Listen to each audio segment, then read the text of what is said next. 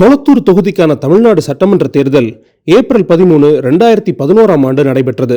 இந்த தேர்தலில் திமுக வேட்பாளர் M.K. ஸ்டாலின் அதிமுக வேட்பாளர் சைதை எஸ். துரைசாமியை 2739 வாக்குகள் வித்தியாசத்துல தோக்கடிச்சாரு. 2011 முடிவுகள் அறிவிக்கப்பட்ட உடனேயே சைதை துரைசாமி ஸ்டாலினின் வெற்றியை எதிர்த்து சென்னை உயர்நீதிமன்றத்தில் தேர்தல் மனு ஒன்ன தாக்கல் செஞ்சாரு. வாக்காளர்களுக்கு பணம் கொடுக்கிறது, வாக்கு இயந்திரங்களை தவறா பயன்படுத்துறதுன்னு அடுக்கடுக்கா குற்றமும் சாட்டப்பட்டது. இது தொடர்பான பல்வேறு சாட்சியங்களையும் சிடிக்களையும் ஆதாரமா கொடுத்தாரு சைதை துரைசாமி. அதை சரிபார்க்க ஒரு குழுவை நியமிக்கிறதுக்கு கோர்ட்டும் அனுமதி கொடுத்தது. 2017 ஜனவரியில வழக்கு இன்னும் பரிசீலனையில இருந்தபோது கொளத்தூர் தேர்தல் தொடர்பான பதிவுகளை சமர்ப்பிக்க அப்போதைய தமிழ்நாடு மாநில தேர்தல் ஆணையர் மற்றும் தேர்தல் ஆணைய அதிகாரிகளுக்கு சென்னை உயர்நீதிமன்றம் சம்மன் அனுப்புச்சு. இது குற்றச்சாட்டுகளின் நடைமுறை மற்றும் நிர்வாக அம்சங்களை நீதிமன்றம் ஆராய்ந்து வருவதை குறிக்குது. ஜூன் 1, 2017 அன்னைக்கு சென்னை உயர்நீதிமன்றம் தேர்தல் மனுவை தள்ளுபடி செஞ்சது. ஊழல் நடவடிக்கைகள் குறித்த குற்றச்சாட்டுகள் தெளிவான, உறுதியான மற்றும் நம்பகமான ஆதாரங்களோட இல்ல அப்படின்னு நீதிமன்றம் சொல்லுச்சு. தேர்தல் சட்டத்துக்கு கீழே சட்டப்பூர்வ தேவைக்காக கருதப்படும் எந்த ஒரு லஞ்ச நடவடிக்கைகளுக்கும்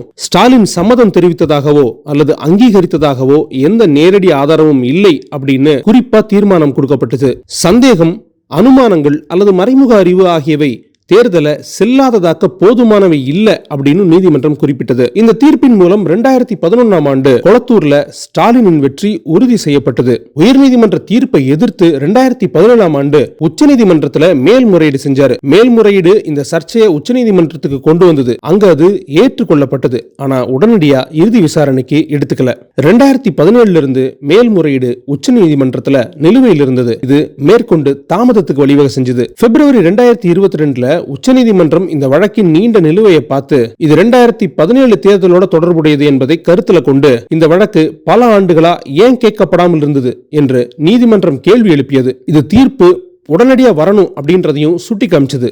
இதை தொடர்ந்து செப்டம்பர் 2025 இதோட விசாரணை மீண்டும் நடத்தப்பட்டது. அப்ப சைதை துரைசாமி அவர்களுடைய வழக்கறிஞர் இந்த வழக்கு நீண்ட இடைவெளிக்கு பிறகாக விசாரணைக்கு வந்திருக்கதாகவும் எழுத்துப்பூர்வ சமர்ப்பிப்புகளை தாக்கல் செய்ய கூடுதல் நேரம் தேவைப்படும் அப்படின்னு கோரினாரு. இந்த கோரிக்கையை இந்திய தேர்தல் ஆணையம் எதிர்த்தது. மின்னணு வாக்குப்பதிவு இயந்திரங்கள், அதாவது EVM, இவ்வளவு காலமா பாதுகாப்புக்கு ஒரு சவாலா மாறிவிட்டதா அதன் வழக்கறிஞர் சுட்டிக்காட்டினார். இயந்திரங்கள் 24 மணி நேரமும் போலீஸ் பாதுகாப்புல இருந்ததாகவும், சேமிப்பறையில ஒரு சுவர் பகுதியளவு இடிந்து விழுந்ததாகவும், பாதுகாப்பு மற்றும் பாதுகாப்பு குறித்த கவலைகளை எழுப்பியதாகவும் கூறப்பட்டது. எனினும் தேர்தல் ஆணையத்தின் அவசர மனுவை உச்சநீதிமன்றம் நிராகரித்தது. குறுகிய காலத்துல மாற்ற முடியாத எதுவும் நடக்காது என்பதை கவனிச்சு வழக்க நவம்பர் 1 வாரத்திற்கு ஒத்தி வச்சிருக்காங்க. இதுதான் இந்த வழக்கினுடைய சமீபத்திய உத்தரவு.